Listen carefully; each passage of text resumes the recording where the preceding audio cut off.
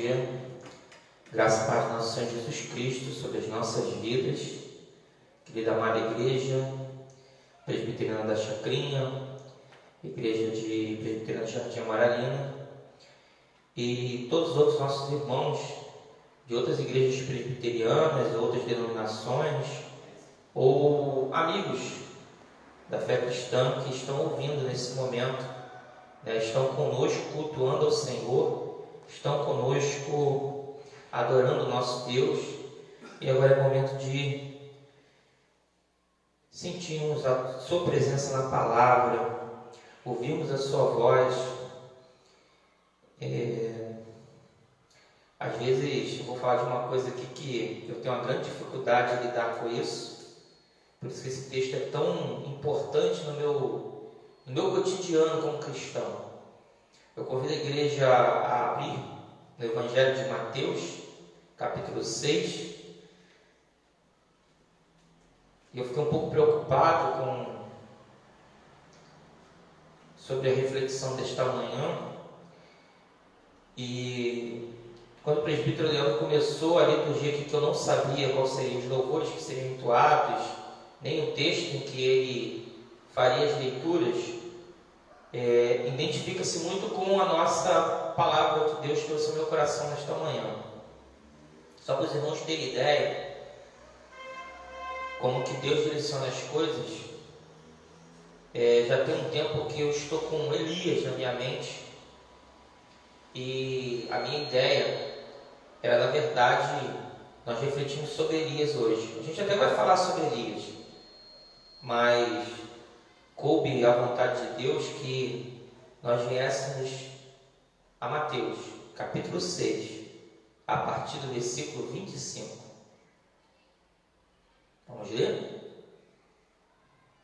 Por isso vos digo, não andeis ansiosos pela vossa vida, quanto que haveis de comer ou beber, nem pelo vosso corpo, quanto que haveis de vestir. Não é a vida mais do que o alimento, e o corpo mais do que as vestes? Observai as aves do céu, não semeiam, não colhem, nem ajuntam em celeiros, contudo, vosso Pai Celeste as sustenta. Porventura, não valeis vós muito mais do que as aves? Qual de vós, por ansioso que esteja, pode acrescentar um côvado ao curso da sua vida? E por que andais ansiosos quanto ao vestuário? Considerai como crescem os lírios do campo? Eles não trabalham nem fiam. Eu, contudo, vos afirmo que nem Salomão, em toda a sua glória, se vestiu como qualquer deles. Ora, se Deus veste assim a erva do campo, que hoje existe e amanhã é lançada no forno, quanto mais a vós outros homens de pequena fé. Portanto, não vos inquieteis dizendo: que comeremos, que beberemos, ou com que nos vestiremos? Porque os gentios é que procuram todas estas coisas, pois vosso Pai Celeste sabe que necessitais de todas elas. Buscai, pois, em primeiro lugar o seu reino e a sua justiça, e todas estas coisas vos serão acrescentadas. Portanto, não vos inquieteis com o dia de amanhã, pois o amanhã trará os seus cuidados. Basta ao dia o seu próprio mal. Esse texto é um dos textos mais lindos, maravilhosos que eu conheço na Bíblia. É um texto que tem uma poesia. O Senhor Jesus poetizou aqui sobre as pessoas, falando de uma coisa que alguns dizem que é o grande mal do século, foi do século XX, o século XXI está inserido nesse segundo século em que esse mal tem tomado a humanidade, chamada ansiedade. Eu vou falar aqui de 3 momentos, mas o primeiro momento que a gente vai destacar, e que está nesse texto em quase todo instante, Jesus está falando do quê? Jesus estava falando de todos aqueles corações que estavam ansiosos ali. Se você acompanhar toda a história de Israel, você vai ver que havia uma ansiedade, uma inquietude. A ansiedade pode ser considerada inquietação de espírito, impaciência, o coração começa a bater rápido, o estômago sente um sentimento de estar vazio, as pernas tremem, as mãos soam, né? Cada tipo de pessoa tem uma forma de apresentar essa inquietude da ansiedade. A ansiedade tem tomado conta dos corações humanos. E nesses dias de pandemia, há pessoas ansiosas por várias situações. Ansiosas pelo próprio dia de amanhã, que o próprio Senhor Jesus fala aqui no final, que não devemos nos inquietar por isso. Mas a gente vai para assim, mas nós somos humanos. A pessoa que vos fala aqui nessa manhã é uma pessoa que tem que lidar com essa ansiedade quase sempre. Porque tem as pessoas que têm a ansiedade quase como uma coisa bem ligada à sua forma de ser. Como tem pessoas que não, elas começam a se transformar em pessoas ansiosas porque elas estão muito ligadas ao que o mundo tem gerado. E o mundo tem gerado ansiedade.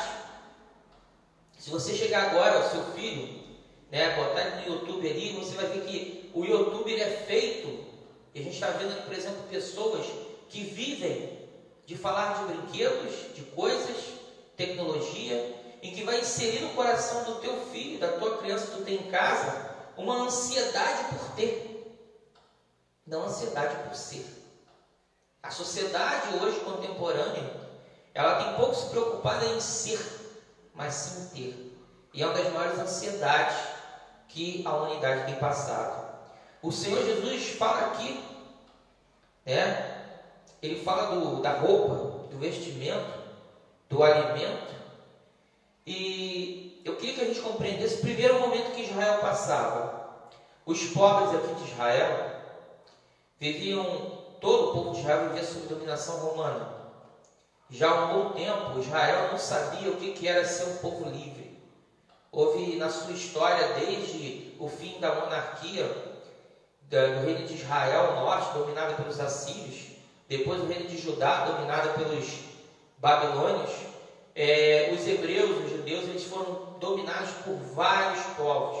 Houve um pequeno momento de independência deles no período helênico, com os macabeus, mas isso foi tão rápido, que essa ansiedade do povo por liberdade, essa ansiedade por encontrar o Messias, aquele que colocasse Israel na posição que era esperado, na posição que foi prometido desde o reino davídico, isso era uma inquietação no coração da elite, da nobreza judaica.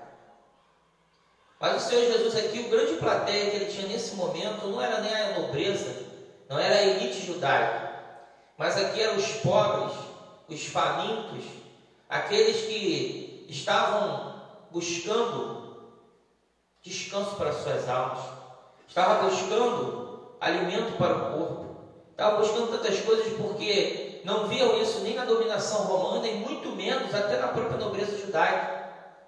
Se você pegar os livros dos profetas no Antigo Testamento, você vê os profetas o tempo todo chamando a atenção, alertando e despertando os monarcas e até os príncipes daqueles povos, os juízes, para a corrupção que Israel vivia já há algum tempo. Então esse desamparado, esse órfão, essa viúva, esse povo mais pobre, ele já vivia numa ansiedade, uma inquietude muito grande por tudo, pelo alimento, pela vestimenta, por dias melhores. Isso era a condição de boa parte desse povo que estava ouvindo o Senhor Jesus falar naquele dia. E o Senhor fala, observar as aves do céu. Tem um livro maravilhoso do escritor gaúcho, veríssimo, Olhar os Lírios do Campo. É um dos livros mais belos que eu já li da literatura brasileira. Que ele fala, ele usa esse texto bíblico para trabalhar em cima de um personagem que se preocupava muito em ter as coisas.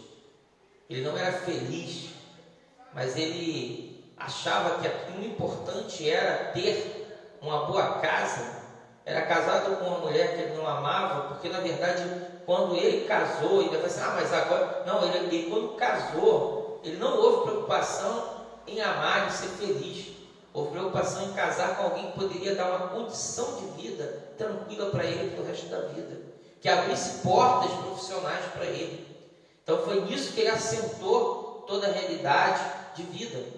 E depois ele não sabia lidar com as suas ansiedades, com as suas inquietações, com as suas dificuldades, porque a ansiedade gera um vazio. E vazio no estômago, irmãos, isso é de leve, isso passa.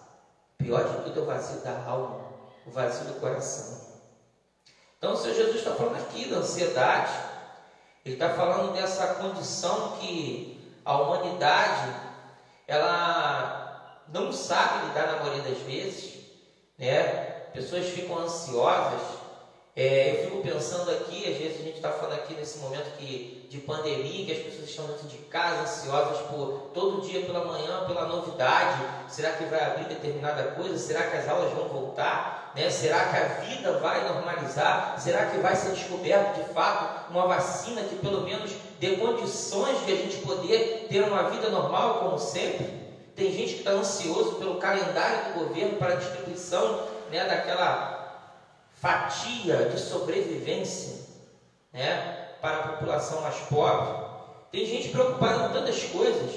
De repente você é até um empresário agora preocupado se o governo vai liberar aquela linha de crédito para salvar a sua empresa. E que às vezes você não está só inquieto por causa de você, mas até por causa de pessoas que trabalham com você, que você sabe que necessitam do pão de cada dia. E que você sabe que se continuar assim, de repente você vai ter que começar a escolher quem eu vou ter que demitir, porque a minha empresa não vai ter como sustentar e manter todas essas pessoas. A ansiedade tem tomado conta dos nossos corações. E aqueles que estão, infelizmente, com essa doença dentro de casa, em que você muitas das vezes está separando o teu familiar dentro de uma casa que não tem condições nem de você se separar. O Brasil, boa parte dele, nós vemos, são pessoas que vivem em casas tão pequenas, com famílias enormes. Como fazer todo esse processo, o procedimento que é enviado a nós adotarmos nesse momento de pandemia com aqueles que estão infectados com este vírus. E você ao mesmo tempo deve de repente estar de joelho nesse momento, em coração, de estar clamando pela cura dessa pessoa, pela resistência física dessa pessoa, porque nós temos visto pelos números que muitas das pessoas estão sendo acometidas de forma letal por esta enfermidade. Então, muitas das inquietudes, muitas ansiedades, elas estão no coração humano. Mas eu estou falando aqui de uma ansiedade que é uma ansiedade que às vezes nos tira da razão. E como você vai lidar com isso, como você vai ouvir essa palavra do Senhor, como você vai olhar para os lírios. De repente você não tem lírios na sua casa, mas tem rosas, tem flores no seu jardim. Às vezes você pode não ter o hábito de olhar para as aves, mas olha para os animais em si, até os animais de rua que você vê aí. E aí você vai começar a observar e se preocupar olhando para a natureza, a ação do nosso Deus, a ação toda poderosa do nosso Senhor. Ansiedade, inquietude. Eu convido a igreja a gente ver o que a ansiedade pode provocar nas pessoas. Eu vou começar aqui por 1 Samuel.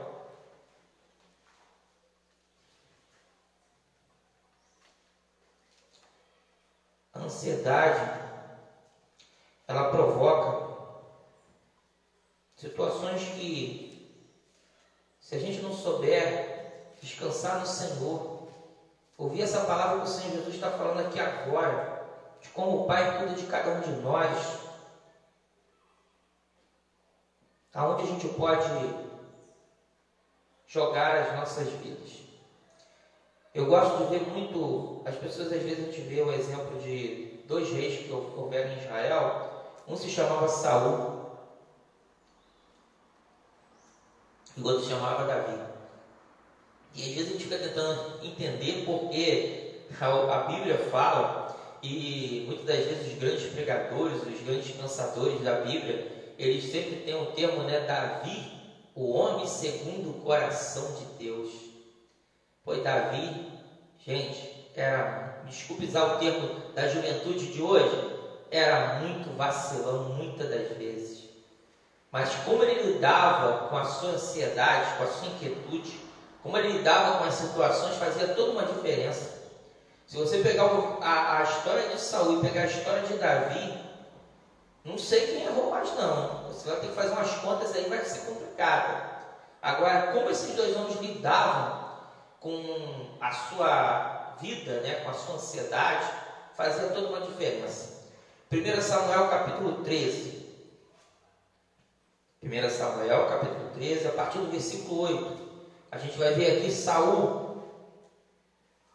Esperou Saul 7 dias, segundo o prazo determinado por Samuel. Não vindo, porém, Samuel a Gilgal, o povo se foi espalhando dali. Então disse Saul: trazei-me aqui o holocausto e ofertas pacíficas. E ofereceu o holocausto. Mal acabaram de oferecer o holocausto, eis que chega Samuel. Saul lhe saiu ao encontro para o saudar. Samuel perguntou: o que fizeste?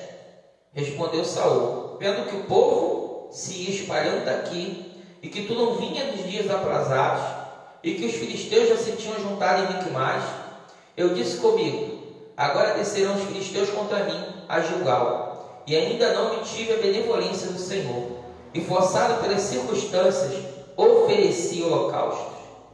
Então disse Samuel a Saul: procedeste neciamente e não guardaram o mandamento que o Senhor teu Deus te ordenou, pois teria agora o Senhor confirmado o teu reino sobre Israel para sempre.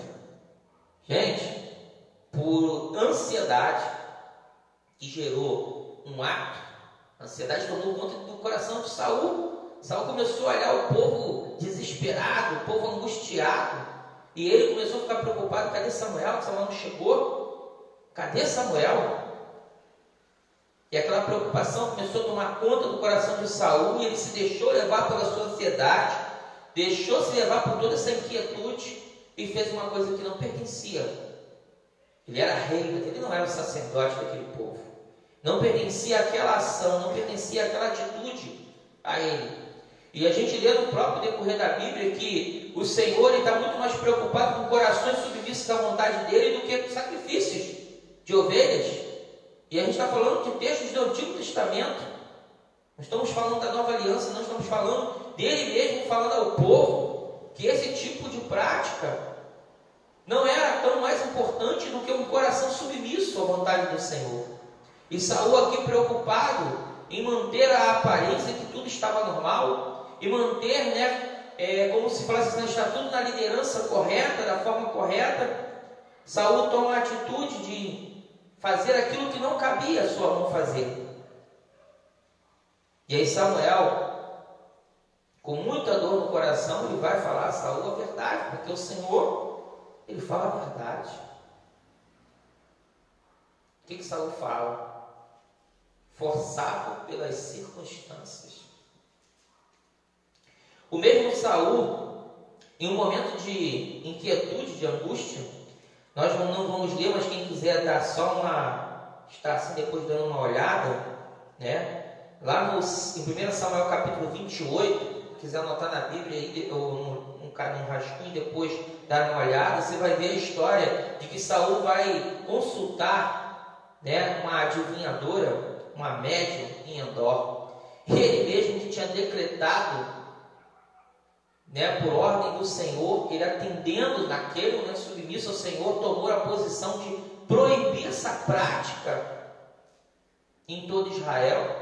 Ele, em momento de desespero e angústia, mais uma vez, sem saber para onde ir, sendo tomado seu coração pelas ansiedades, pelas inquietudes, Saul vai a uma pitonisa em Endor tentar falar com Samuel, que já havia falecido.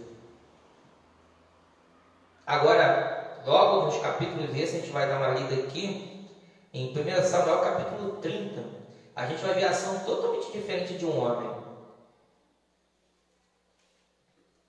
E olha, interessante, esse homem que a gente vai ler aqui no capítulo 30 de 1 Samuel, ele vivia foragido, desde o dia que ele foi ungido pelo próprio Samuel, a ser o próximo rei depois de Saul, depois de ter vencido batalhas como a de Golias, ter vencido várias lutas e dificuldades defendendo a própria coroa do rei Saul. Depois de ter casado com a filha do rei Saul, ele viveu perseguido pelo seu próprio sogro, teve que fugir da sua terra de Israel, teve que estar de frente em povos estrangeiros, cultos pagãos, mas um coração submisso à vontade do Senhor. E pensa no coração, fico pensando às vezes assim, tentando me colocar no lugar de Davi, pensando assim, caramba, está dando tudo errado. Está dando tudo errado. Eu estou servindo ao Senhor. Eu sirvo ao Senhor. O Senhor me ungiu. Eu não pedi isso.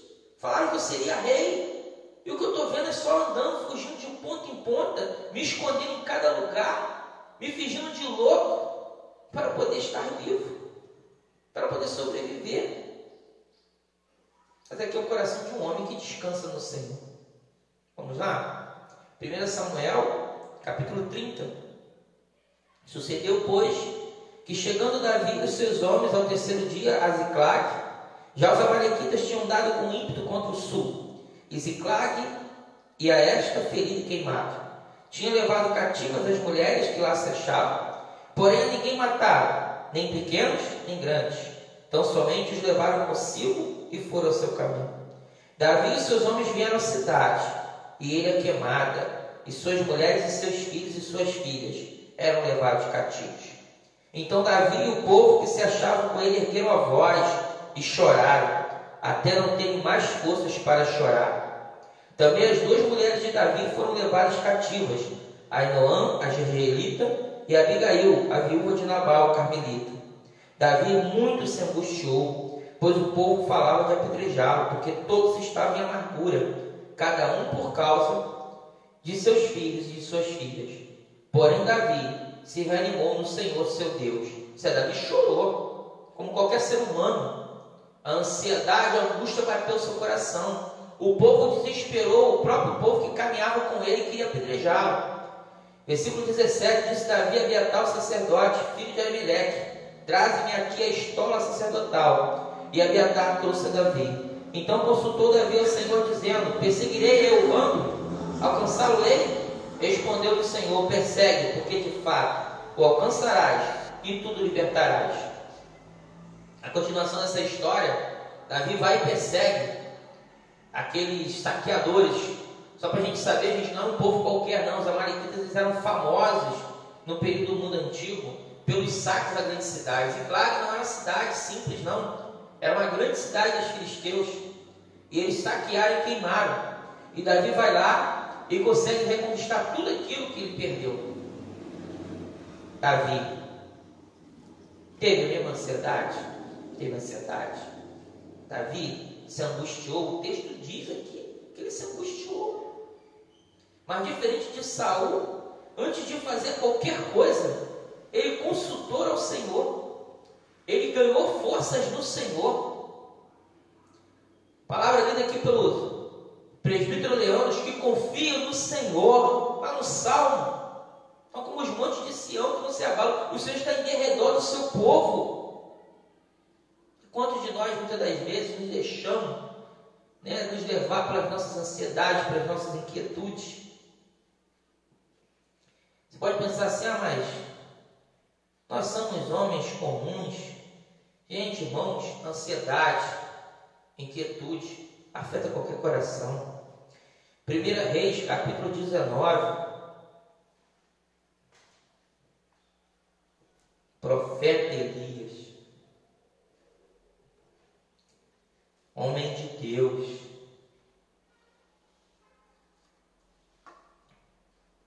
O interessante desse texto, irmãos, é que Elias veio de uma vitória fantástica em nome do Senhor. O interessante desse texto é que aconteceu algumas coisas com Elias assim. O homem ora para que não chova, parou de chover em Israel. O homem vai lá combater os 450 sacerdotes de Jezabel, do deus Baal, que era o deus do trovão, o deus das chuvas.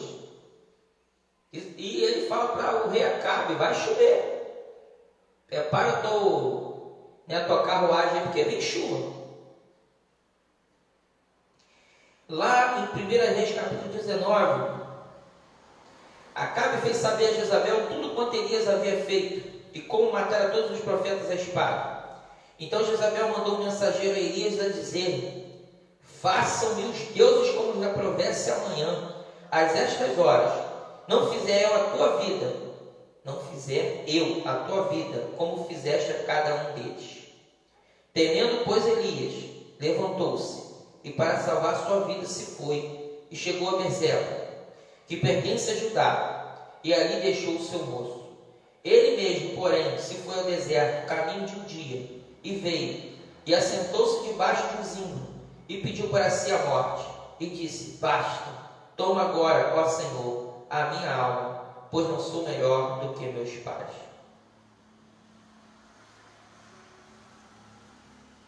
Elias sentiu angústia. Não sabe o que é sentir uma angústia tão forte, de que você desejar a própria morte? Uma ansiedade de tomar conta do teu coração, uma inquietude, preocupado com aquilo que aquela mulher poderia fazer com ele. Mas Elias vinha de uma grande vitória. Você não está falando de um quadro aqui de uma pessoa que já vivia numa depressão, ou vivia com dificuldades, só dando tudo errado, não, como Davi aconteceu, não. Elias vinha de grandes vitórias. Mas Elias se sentiu. A diferença é o que continua o texto, que quando o Senhor o reanima, ele, como Davi, ele se deixa levar pela mão do Senhor. Nós falamos de ansiedade. A segunda parte aqui desse texto, que eu vou falar, é uma situação que já vem tomando conta dos seres humanos há muito tempo.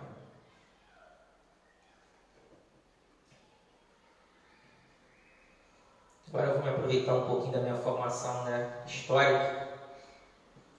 Há muito tempo, a sociedade humana, ela vinha desde a Idade Média para a Idade Moderna com algumas mudanças de conceito. No Renascimento, os iluministas, e o que eu vou falar agora é o antropocentrismo. Eu acho que se os iluministas estivessem hoje aqui, como até os renascentistas, os pensadores, os grandes mestres, eles iam se assustar como que o homem ficou tão antropocêntrico. Nunca eles iam pensar, porque a gente até hoje fala com um professor de história que muita gente acha que os renascentistas ou os iluministas eram ateus. Não, alguns deles acreditavam em Deus, porque eles queriam uma mudança de aspecto, que o mundo, a ciência, a educação, as artes, elas não fossem controladas totalmente pelo pensamento da igreja. E o que a gente vê no mundo de hoje é um mundo totalmente antropocêntrico, um mundo hedonista. A gente vê, muitas vezes, a preocupação de pessoas em a gente não ter aulas nas escolas, em você evitar aglomeração nas igrejas, nos comércios. E aí você vê pessoas, por exemplo, todas as finais de semana, às vezes até dias de semana, você vai ligar lá e ver no jornal a polícia tendo que desmontar bailes em comunidades. A gente vê a polícia tendo que entrar em locais em que estão sendo feitas festas mundanas, e com pessoas até famosas que estão um pouco preocupadas até com aqui a imagem que vai ficar para os seus próprios fãs, diante do momento em que todo mundo deveria estar preocupado em deixar a população mais tranquila em casa. Esses artistas ou pessoas famosas, elas estão presas ao hedonismo, que a filosofia diz que é aquele pensamento do prazer humano, a necessidade do prazer humano, a pouca preocupação com o restante. Então é um mundo totalmente antropocêntrico. Nós vivemos um dos séculos mais antropocêntricos. Até Deus tem ficado como, até alguns pensadores cristãos têm relativado Deus, colocado Deus como um participante do mundo dos homens, não o centro da vida humana. Esse conceito ele está escancarado a cada dia que passa. E a gente vamos ler aqui rapidinho um texto da Bíblia, que o Senhor já avisava sobre isso, Tiago, capítulo 4. Tiago, capítulo 4.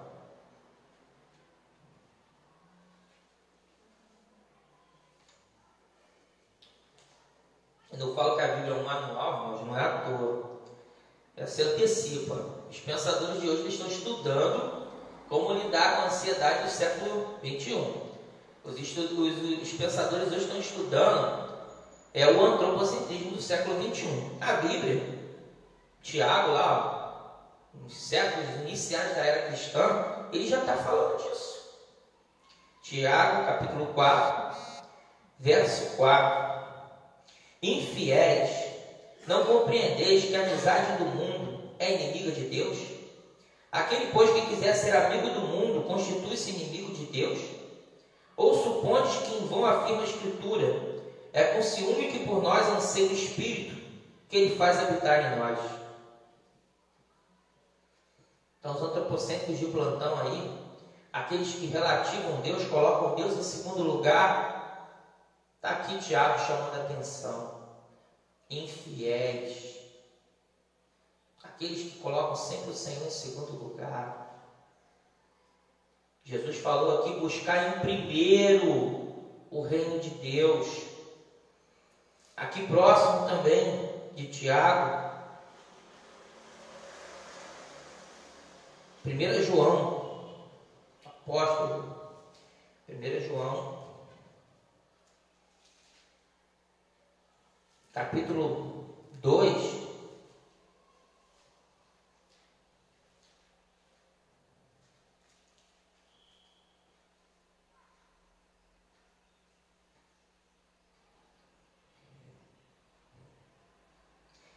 versículo 15: não ameis o mundo nem as coisas que há no mundo. Se alguém amar o mundo, o amor do Pai não está nele.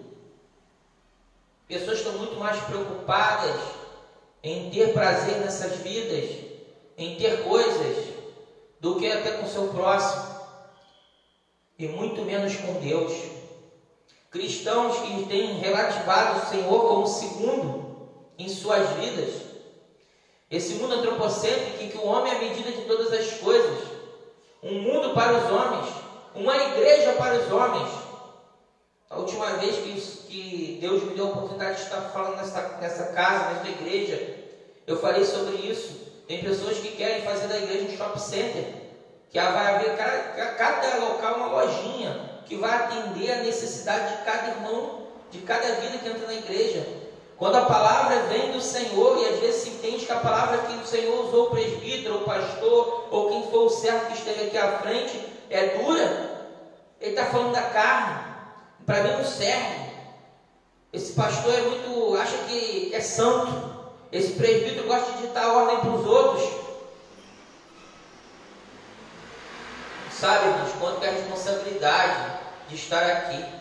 E muitas das vezes a gente está falando, e está falando para nós mesmos também. Como eu falei aqui, a ansiedade é uma coisa que o presbítero Henrique tem que aprender a lidar todos os dias, para não fazer a mesma coisa que Saul. Tenho que olhar para a Bíblia para sempre levar a minha vida como Davi levou, me submeter à vontade do Senhor como Eli submeteu, porque é difícil. Não estou dizendo que seja fácil, a Bíblia não fala isso. E aí a gente vê um mundo antropocêntrico, preocupado em ter as coisas, preocupado com o prazer momentâneo. Eu não sei o dia de amanhã, vou deixar de fazer minha festa? Vou deixar de fazer as minhas práticas? Eu não sei o dia de amanhã. Pessoas que começam a teorizar, será que existe Deus? E é o que eles conhecem, essa carne, eles conhecem essa vida humana, tão frágil. Mas é para isso que eles estão olhando, um mundo totalmente antropocêntrico. A última parte da nossa reflexão desta manhã já foi aberta nesse culto pelos próprios louvores, porque a pergunta que eu vou deixar para vocês nesta manhã é: aonde está a tua fé? Nesse mundo de ansiedade, nesse mundo antropocêntrico, meu querido, aonde está a tua fé? Jesus falou aqui para eles lá no versículo 27, qual de vós, por ansioso que esteja, pode acrescentar um côvado ao curso da sua vida? Quem pode? Versículo 28, e por que andais ansiosos quanto ao vestuário? No versículo 26, ele fala de alimento. No versículo 25, ele fala: a vida não é maior do que o alimento, o corpo mais do que as vestes. Teve uma abertura agora há pouco do shopping center. Teve um shopping que foi fechado porque as pessoas não respeitavam as leis e aquela quantidade enorme de aglomeração. Parecia que o mundo ia acabar. E as pessoas estavam preocupadas com roupa. As pessoas estavam preocupadas em sair, comprar coisas, se endividar. Mas para satisfazer as suas inquietudes, as suas ansiedades, para satisfazer o seu antropocentrismo, o homem, à medida de todas as coisas, é o que eu tenho, o que eu posso mostrar para o outro. Onde está teu coração nesta manhã? Onde você tem depositado a sua confiança? É ao Senhor? Ou no que o seu dinheiro pode pagar? Ou na sua saúde? No seu corpo físico? Tem pessoas que acham que o corpo físico é muito mais importante, vivem uma vida só de limitações alimentares, de fisicamente sempre. Não estou dizendo que você não vai cuidar do corpo, mas tem pessoas que colocam isso ao extremo, antropocêntricos. Aonde você tem colocado a sua fé nesta manhã? Tem um salmo, Salmo 73, Salmo de Asaf. Esse salmo é um salmo maravilhoso, porque o salmista Asaf, ele fala que ele quase perdeu a fé dele. Ele se sentiu enfraquecido, porque ele depositava no Senhor toda a sua confiança. Ele buscava o Senhor, e ele via que aqueles que não buscavam, que não tinham tempo para o Senhor, colocavam o Senhor como segundo, ou terceiro, ou quarto. Eles pareciam prósperos, parecia que tudo estava dando certo para eles. Mas no final do salmo, ele compreende a diferença daqueles que servem ao Senhor. No final do salmo, ele vai enxergar que tudo aquilo que ele fez, todas as escolhas que ele tomou, não foram escolhas infelizes, foram escolhas felizes para a eternidade. Ele fala aqui, vamos ver só alguns versículos dele, a partir do 21. Quando o coração se me amargou e as entranhas se me comoveram, eu estava embrutecido e ignorante, era como irracional a tua presença. Todavia eu estou sempre contigo. Tu me seguras pela mão direita. Tu me guias com o teu conselho e depois me recebes na glória. Que mais tenho eu no céu? Não há outro em que eu me compraza na terra. Ainda que a minha carne e meu coração desfaleçam. Olha, ainda que o antropocentrismo, o homem, esse desfalece, Deus é a fortaleza do meu coração. É a minha herança para sempre. Os que se afastam de ti, eis que perecem. Tu destrói todos os que são infiéis para contigo. Quanto a mim, bom estar junto a Deus, no Senhor Deus, põe o meu refúgio para proclamar todos os seus feitos. Asaf entendeu, a observar, como Jesus falou aqui, para observar os lírios do campo, observar as aves do céu.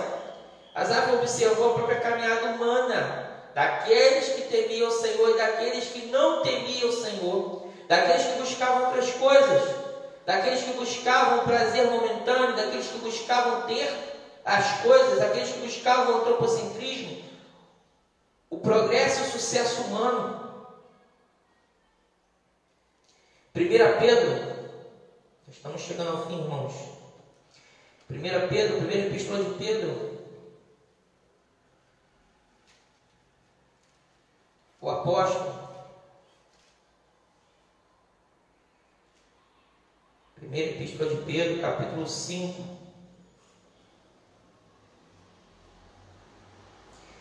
Versículo 7. Tem uma receita para todos nós.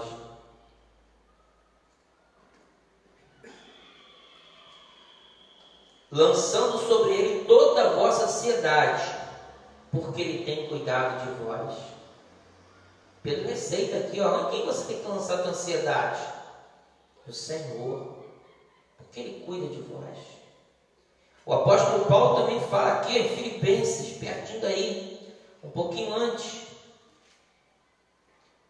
A receita desses homens aí, gente, foram de homens que sentiram as marcas do Evangelho em suas vidas. Tiveram que fazer escolhas, tiveram que largar o antropocentrismo, tiveram que jogar suas ansiedades no Senhor, seus sonhos no Senhor. Filipenses, capítulo 4, a partir do verso 6. Não andeis ansiosos de coisa alguma, em tudo, porém, sejam conhecidas diante de Deus as vossas petições, pela oração e pela súplica, com ações de graças. E a paz de Deus, que excede todo entendimento, guardará o vosso coração e a vossa mente em Cristo Jesus. Finalmente, irmãos, tudo que é verdadeiro, tudo que é respeitável, tudo que é justo, tudo que é puro, tudo que é amável, tudo que é de boa fama, se alguma virtude há e se algum louvor existe, seja isso o que ocupe o vosso pensamento. Não é a ansiedade que tem que tomar conta do seu pensamento. Às vezes a gente fala isso e é interessante porque eu trabalho em uma escola que a gente trabalha com um projeto chamado Escola da Inteligência. E ali é um homem que é um psicólogo, um psiquiatra. Ele não está preocupado de falar de cristianismo, porque ali o tema é falado para todos. Mas aqueles pensadores que formaram esse pensamento, eles estão preocupados com a saúde emocional e mental das pessoas. Uma coisa que Jesus já estava preocupado, já estava dando a receita. E aqui a gente vê o apóstolo Paulo, o apóstolo Pedro dando receita, aonde você vai ter a cura para essas ansiedades, onde você vai ter a cura e o caminho para lidar com esse sentimento antropocêntrico que toma conta dos nossos corações. Paulo, que está falando aqui para vocês, não é o apóstolo Paulo, estava dentro de um shopping center, tá? Ou sei lá, em Roma, nos melhores locais, né? Num grande restaurante, ou num grande local dando aula. Não, Paulo aqui era um preso, estava sob cadeias, preso na sua própria casa. E esse Paulo, ele fala aqui: não andeis ansiosos de coisa alguma. Paulo não estava preocupado com o que iria acontecer com ele. Paulo estava preocupado em estar debaixo da vontade do Senhor, porque ele sabia a que Deus ele servia. Esse Paulo, ele estava sabendo que, na verdade, o fim dele nessa terra já era próximo, mas ele não estava preocupado com isso. Ele sabia onde ele tinha colocado a sua fé. A minha pergunta nesta manhã: onde está a sua fé? A minha pergunta nesta manhã: onde está o seu coração?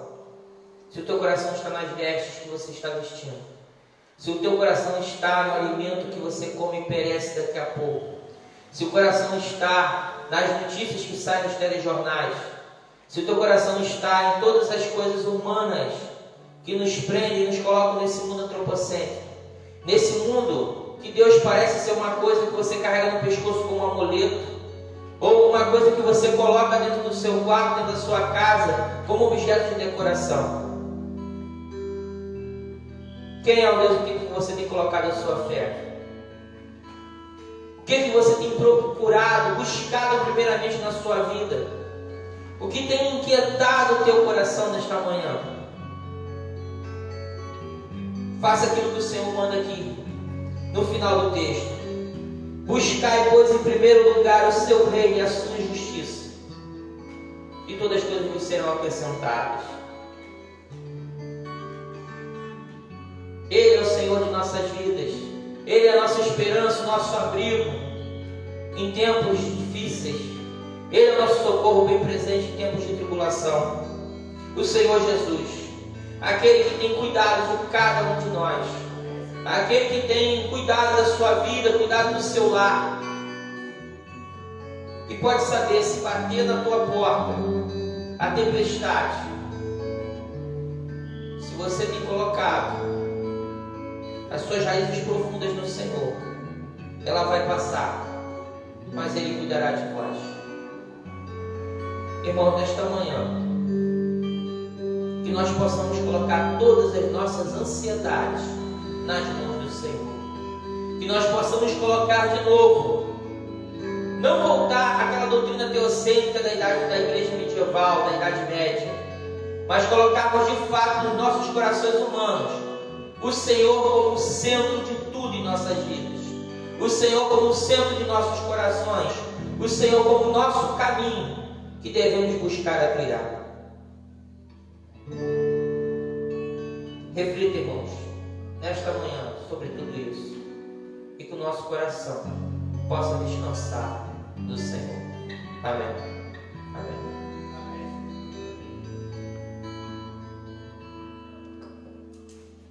Vou calar meus lábios, vou profetizar, manifestar a graça, abençoar quem Deus quer libertar. Não vou calar meus lábios, vou profetizar,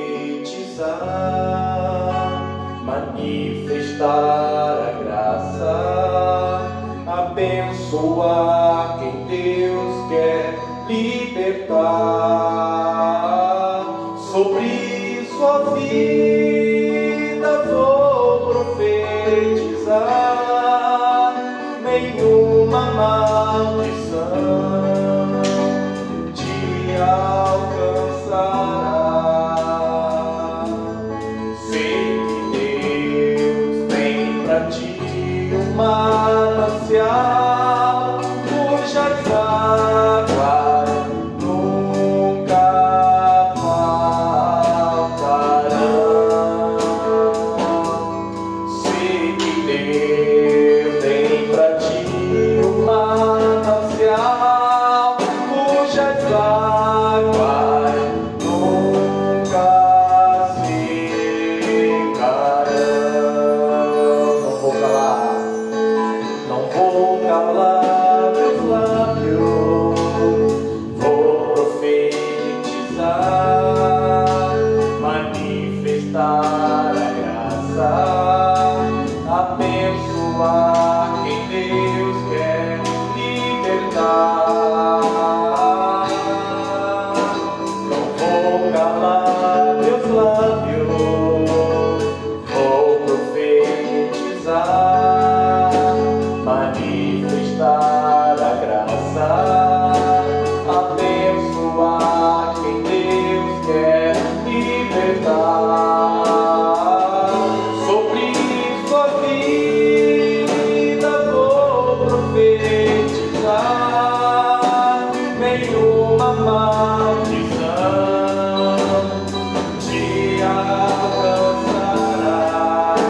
Oh Deus, sei que Deus tem pra ti um manancial, cujas águas nunca faltarão.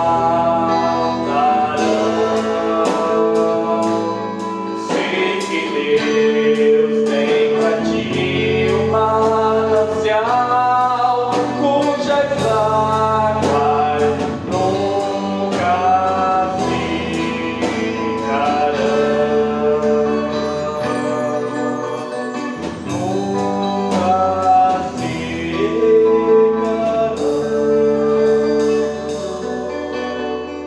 Nunca secarão. Deus, nessa manhã nós ouvimos a tua voz. Deus, nós entendemos, ó Deus, que as dificuldades elas têm vindo sobre o teu povo, têm vindo sobre a sua igreja e tem deixado, ó Deus, muitas pessoas aflitas, ansiosas. Pessoas, ó Deus, perdendo a esperança, perdendo, ó Deus, a esperança até mesmo em Ti, porque as dificuldades, elas têm, ó Deus, vindo, ó Deus, de forma cruel sobre a vida de muitos. Mas entendemos e queremos trazer, ó Deus, a esperança aos nossos corações e cremos, ó Deus, que o Senhor, Ele afirmou, o Senhor afirma que nada virá sobre nós, sobre aquilo que nós não podemos suportar. Aquilo que o Senhor deixa vir sobre nós, o Senhor sabe que podemos suportar. Podemos suportar, ó Deus, porque o Senhor é conosco. E Deus, queremos nesta manhã continuar a profetizar sobre a Sua igreja, sobre as famílias da Sua igreja, ó Deus, a Sua glória, a Sua graça sobre eles, sobre o Teu povo, ó Deus, porque nada nem ninguém poderá nos separar do Teu amor. Deus, fortalece o Teu povo, fortalece a Sua igreja, fortalece aqueles, ó Deus, que têm, ó Deus, buscado, ó Deus, buscado as soluções em remédios, buscado as soluções em psicólogos, buscado as soluções em outros lugares, mas não tem mais buscado em Ti. Traga, ó Deus, o Teu povo de volta para o Senhor. O Senhor pode fazer isso. Só o Senhor, através do Teu Espírito Santo, pode trazer, ó Deus, a esperança ao Teu povo. Nesta manhã, Deus, te rogamos por aqueles que nos assistem, por aqueles que sofrem, por aqueles que choram pelos seus queridos, pelos seus familiares. Tenha misericórdia do Teu povo, sustenta o Teu povo para a glória do Teu nome. Profetizamos sobre a Tua igreja, em nome de Jesus, isso é o que nós oramos, sobre sua vida vou profetizar, nenhuma maldição te alcançará, nada vai te alcançar, porque Deus está contigo. Tem pra ti uma manancial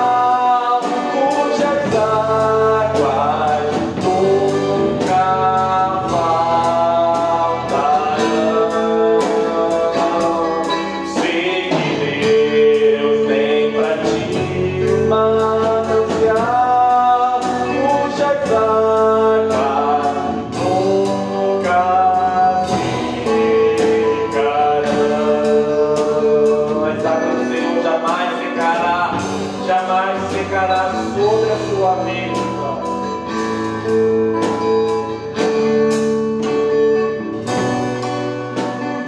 Nunca secará.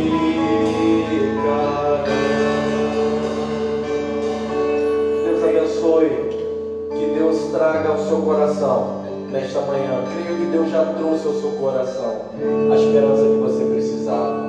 Deus abençoe e até logo mais às 18 horas, com a graça do nosso Deus. Amém.